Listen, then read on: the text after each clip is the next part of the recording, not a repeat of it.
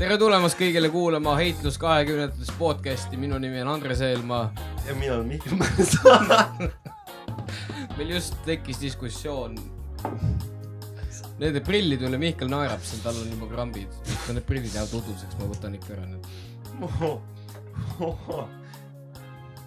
Noh, väga naljakas algus. Joo natuke lonks vett. Ma ei saa. Vot niimoodi, aga tervitused kõigile, tere meie vaatajatele, tere meie kuulajatele, Heitlus 20. podcast. Teine osa teie ees, vahepeal on kätte jõudnud augustikuu. Saun on juba päris pikalt küdenud siin, on küdenud ka uued ideed ja küdes valmis ka see teema, millest me täna rääkima hakkame. Jep. Vot, ja tänane teema, millest me rääkima hakkame, on kooliaeg, millal sina tuled, koolini pole ka enam kaua jäänud. Noh, augustikuu algus on käes, ehk siis koolini on veel umbes siin alla 4 nädala juba. Aga meie oleme Mihkliga gümnaasiumi lõpetanud, meie oleme veteranid, medal on rinnus. Vilistlased. Vilistlased, jah. Ja tahaksimegi täna rääkida siis enda kooliajast, enda kooliaja tegemistest, millega me hakkama ei saanud, millega me hakkama saime.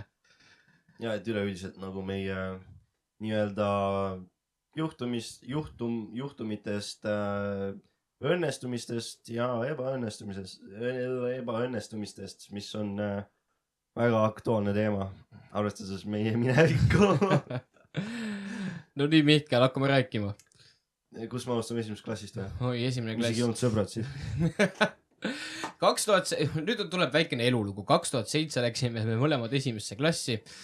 Aga jaa, tegelikult ma arvan, et esimesed 6 aastat võime skippida. Ma arvan, et siis me suht ikka õppisime. Kõige tähtsam see, et esimeses klassis ma arvasin, et Andres on paunpea ja teises klassis me hakkasime rääkima ja saime sõpradeks. Jah, aga see selleks, noh, mina arvan seda, et esimesed umbes 6 aastat vähemalt mina õppisin tegelikult ikkagi hästi, aga siis mina hakkasin 7. klassis, hakkasin bändi tegema ja siis ma mõtlesin, et ma olen rockstar, terve maailm on mul jalge ees ja hästi lahe on, hakkasin viilima natukene. Noh, mitte enam nii hästi õppima, aga ikkagi sain hakkama. 9. klassis oli ka ainult 2-3. Aga siis tuli see 10 aeg. See on veel lõbusam. Sellest on minul hästi pikalt rääkida, kui Mihkel just sinna nüüd põhikooli aega ei taha sukeldud äkki. No, mis meil põhikooli ajast ongi rääkida meil? No me tegutsesime ikka, sõbrad ajasime asju, chillisime koos. Tegime kooliraadiot muideks. Jaa, me tegime AKG raadiot. Me õppisime August Kitzbergi nimes gümnaasiumis ja too aeg me mõtlesime, et äge oleks, kui me teeks kooliraadiot.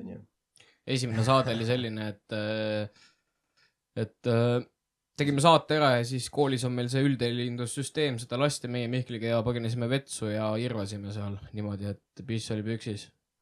Osades ma ei mäleta seda. Ma mäletan seda, jaa. Ainukene asi, mida ma mäletan hästi, on see, kui me tegime Brettiga intervjuud ja siis sa ütlesid tema nime valesti, et ta nimi on Brett Paussova, aga Andres ütles Brett Braussova. Jaa, meie inglise keele õpetaja, tervitame teda. Vot, aga jaa, esimesed 9 klassi minul olid hästi siuksed korralikud, aga siis tuligi gümnaasiumiaeg 10. klassis. Mina isiklikult sain omale esimese girlfriendi, arvasin, et abiellun temaga, kõik on lahe. Hakkasin hästi palju temal külas käima ja sõbrad jätsin hooletusse vahepeal ja kooli ja üldse hooletusse. Et keskendume ikkagi siis sellele kooli teemale täna. Et kool jäi nagu väga hooletusse, seal olingi ainult kogu aeg temaga, mõtlesin, et panustan hästi palju aega temale, aga kool jäigi siis nagu täiesti tahaplaanile. Ei viitsin õppida, ei viitsin koduseid töid teha, rääkimata mingitest kontrolltöödest ja ma ei tea millest. Ja 10. klass sai läbi. Vot, vabandust, nüüd ma parandan ennast. Ma sain 10. klass oli ka vist enam-vähem okei. Aga 11. klassi algus ma sain omale tüdruku. Vot see oli niimoodi. Ja vot siis asi läks kurvaks. 11. klassis oli vaja uurimustöö teha. Esimene asi, selle ma skippisin täiesti, ma ei viitsinud seda teha, ma ei viitsinud sellega tegeleda. Naljakas fakt on see. Mõlemad ju, me läks ikka suht viimasele nii-öelda piirile see, et me pidime 12. klassi lõpus mis oli 2019 juuni alguses oli meil kaitsmine ja meil võttis, mis see on, mingi 15 leheküljeline mingi uurimistöö või mingi loovtöö. Meil võttis 2 aastat aega. 2 aastat. Kui tagasi mõelda, see on absurd, kui lihtne tegelikult see on, aga lihtsalt me ei viitsinud panustada aega. No see oli puhas kättevõtmise asi ja me leidsime nii palju vabandusi nagu, et mitte neid asju teha, et tegelesime nii paljude muude asjadega ja naljakas fakt oligi see, et näiteks mina aitasin oma siis eelmisel tüdruksõbral ma aitasin tema uurimustöö ära teha ja enda oma näiteks ei teinuki. Aga ta jättis mind maha, ma ei abielnud temaga, ma ei võitnud sellest mitte midagi ja 11. klass jäi lõpetama, tähendab, 11. klass jäi ikkagi lõpetatud, aga uurimustöö jäi lõpetamata. Ja siis tuli 12. klass. Aga backtrackime natukene, 10. klass. Mäletad, mida me alustasime või? 2016 alustasime 10. klass. Ei, mida me alustasime siis? Ja mis meil jäi pooleli? Podcasti või? Ei. Me ei teinud podcasti siis. Ma ütlen sulle ühe sõna. Chilli.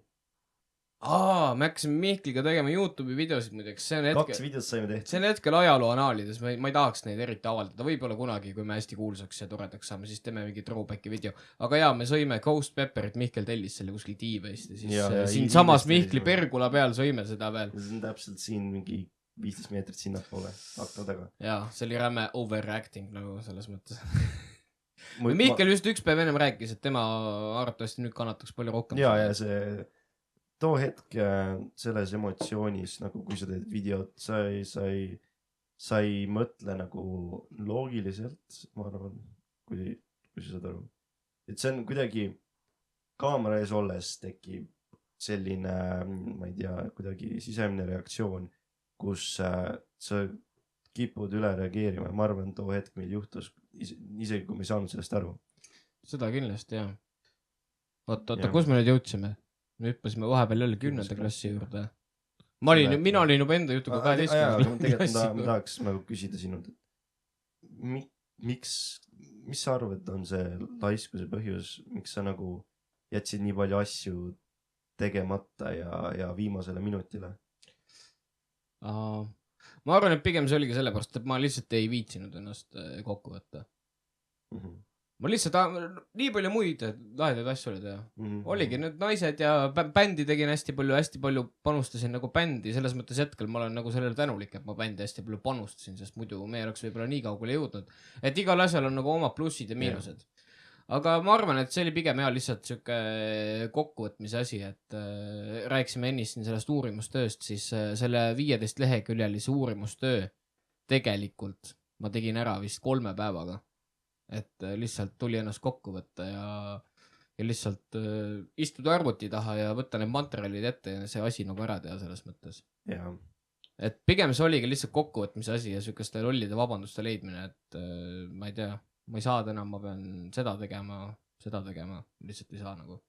See on tohutu tegelikult probleem tänapäevases ühiskonnas, kus inimesed lihtsalt raiskavad oma aega asjadele, mis ei panusta nende tulevikku. Ongi see põhimõtteliselt see, et inimesed noored ei viitsi õppida, lasevad tundi üle, kuigi muidugi ma ei ole inimene, kes ütleb, aga ma lihtsalt üritan välja tuua. Ma olen samamoodi paha inimene olnud ja lasknud tunde üle, natukene valetanud õpetajatele, kus kodutöö on.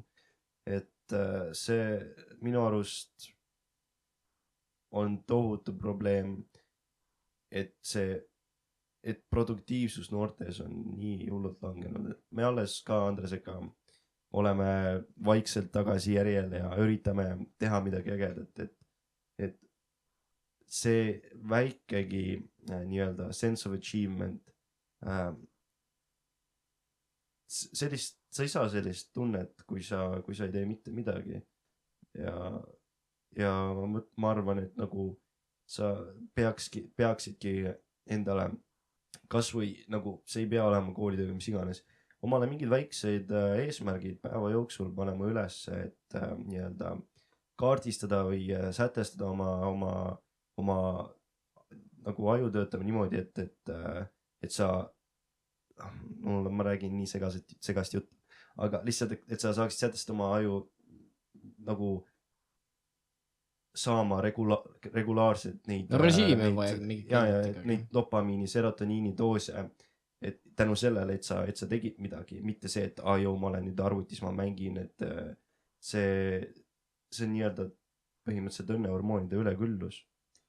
Nojah, seda ja miks mina seda juttu nüüd hetkel üldse niimoodi räägin ja avameelselt oligi see, et eelmisel aastal ma hakkasin loenguid pidama, ma hakkasin käima erinevates koolides ja rääkimaski, et Mikko laiskvorst ma olin, et kuidas ma õppida ei viitsinud ja missioon oli ka ainuke see, et ärge olge sellised nagu Andres oli, et kes ei õppinud ja kes lasi hästi palju tunde üle ja ma olingi siuke lihtsalt vaatasin, et kell on 8, davai, ma ei viitsi enam, magasin edasi, lasin päeva üle ja siis mul hakkasid kujunema siuksed lollid mustrid, et ma lasin nagu esmaspäevad ja reeded kogu aeg üle, valetasin, et ma olen haige.